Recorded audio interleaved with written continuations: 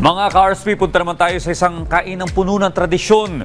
Bisitahin natin ang isang heritage-inspired Filipino restaurant na tiyak na pagsasaluhan ng buong pamilya. Para sa buong detalye, panoorin po natin ito.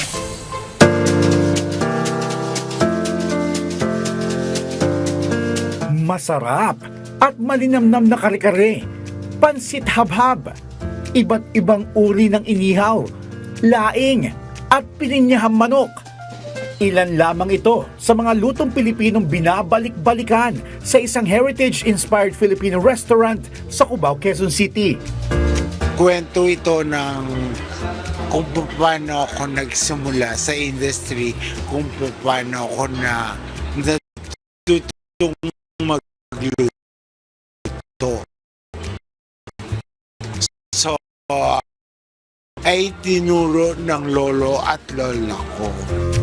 Ang konsepto nito ay isang pagpupugay sa pamanang panlasang Pilipino kung saan ang tradisyonal na recipe ng ating mga ninuno at ang modernong pagpapahalaga sa kalidad ay nagtatagpo sa iisang hapag.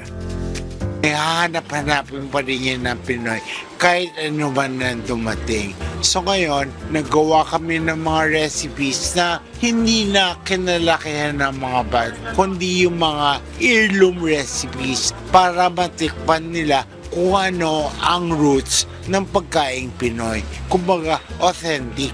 Talagang malalasahan mo yung katulad ng kare-kare, kung ano yung talagang lutong kare-kare. Kumbaga, hindi magic. Talaga pinaghirapan at buo ng pagmamahal.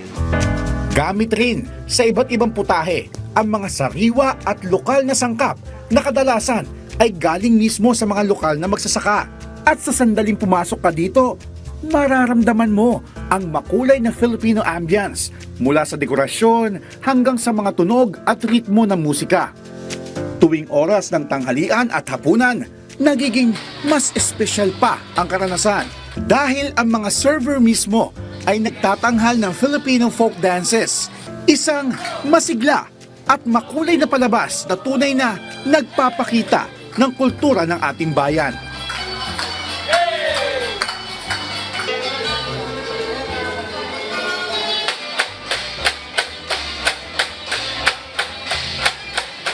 Sa mga ganitong lugar, pinapaalala sa atin na ang pagkain, musika, sayaw at sining ay hindi lang bahagi ng kasiyahan.